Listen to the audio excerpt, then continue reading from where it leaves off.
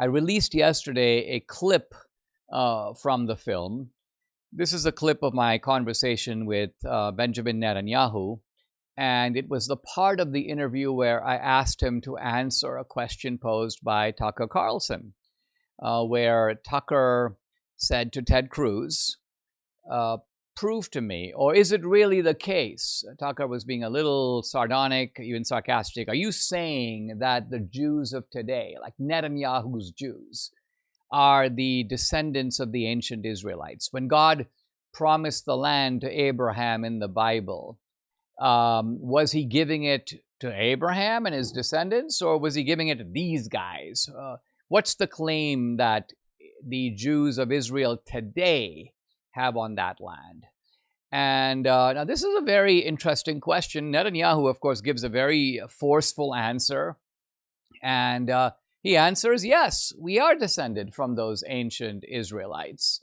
And he goes on to talk about his own grandfather and how, by the way, that his grandfather came to the land much earlier, or to put it differently, a much longer time ago than a lot of the Palestinians who moved into that region much more recently from places like Syria and Jordan. And in some cases, they're just Arabs from the Arabian desert.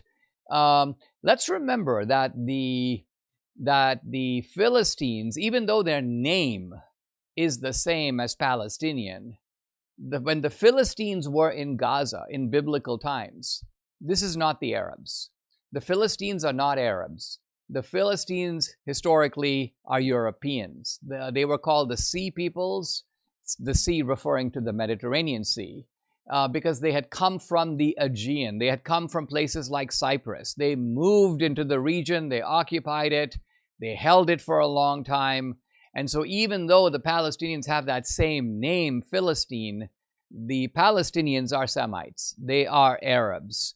They are not the Philistines. So if you're asking, the Jews had that land going back to ancient times, well, what about the Palestinians? Don't they have that land going back to their ancestors, the Philippines, the Philistines? And the answer is no, the Philistines are not their ancestors. That is important to know. So my Netanyahu clip has been picked up a lot. It's been, Mediaite wrote a story about it.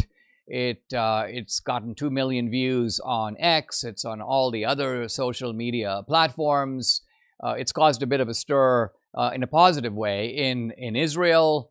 I have actually got like 6 texts from Tucker Carlson about it yesterday, which I would love to go into, but I'm not going to because I feel like text is a private communication, and unless I get Tucker's consent or permission to quote or to discuss the content of all that, I'm just going to hold back. But I will note that the film is moving in a big way into this debate, and it is becoming the most prominent voice of defending Athens and Jerusalem, defending our connection, the connection of America, but also Western civilization with Israel, and showing that in a way, America is a root of the West, and the West is itself built on 2 branches or 2 pillars, one of them being Athens and classical reason, the other, of course, being Jerusalem. So it's really not possible to defend the West while kicking out one of those 2. It's like a 2-legged stool.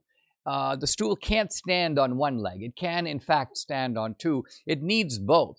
The philosopher Leo Strauss really said that the vitality, the dynamism, the strength of the West, the reason the West has become the dominant civilization in the past 500 years is quite simply that it had an incredibly creative interaction between Athens and Jerusalem, between reason and revelation, between the principles of, let's say, Socrates and Plato and the Greek tragedians, and also Pericles and the foundation of Western democracy on the one hand, but then on the other hand, the Hebrew prophets, the 10 Commandments, the idea of a moral law that is external to us, that makes demands on us, the arrival of the Messiah, Jesus, and the revolutionary transformation that his teachings brought about in the world. That's Jerusalem. And so that is not a branch that we can cut off. I know there are people who say that somehow the New Testament cancels out the Old. that somehow God's promises to the Jews were conditional. It's like, I give you this land, but I'm only giving it to you if you behave yourself, and if you don't behave yourself, my promises are abrogated. This to me is gobbledygook, not just on a theological level. It doesn't make any sense. You cannot give a piece of land conditionally. If I bequeath, for example, my house and property, let's just say to Danielle and Brandon, I'm giving it to them. I'm obviously giving it to them in perpetuity. If I say to them, I'm giving it to you as long as you engage in good behavior, and if Brandon, if you take a political position I disagree with, I'm taking it back, well, then I never really gave it.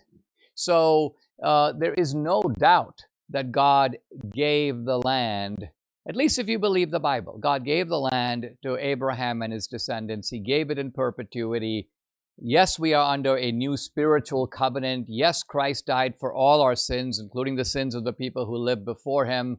And so we are under a new covenant, but that does not mean that the New Testament cancels out the Old. You know, in Islam, there is a doctrine of abrogation in which, like, the later teachings cancel out the earlier ones, but not in Christianity. There's no doctrine of abrogation. The Old Testament is not abrogated.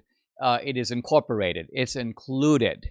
And so with that preamble, well, number one, go get your tickets to The Dragon's Prophecy, thedragonsprophecyfilm.com, and then sit back and enjoy part 2 of my conversation with Mossab Hassan Youssef.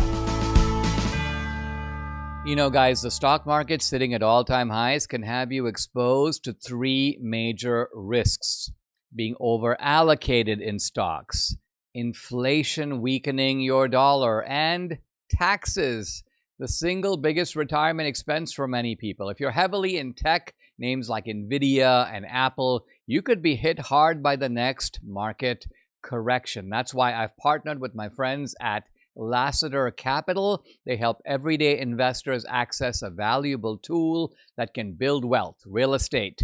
These are hard assets that deliver what Lassiter calls the 4 keys to investment success: cash flow, equity, appreciation, and powerful tax advantages. Lassiter Capital is finding opportunities right now that can help protect your wealth and grow it for the future. Go today to LassiterCapital.com. That's LASATER Capital, CAPITAL.com/Dinesh, or you can call 817-912-1569. The number again, 817-912-1569 to schedule your free, no obligation consultation. Again, it's Lassiter, LASATER, LassiterCapital.com/Dinesh.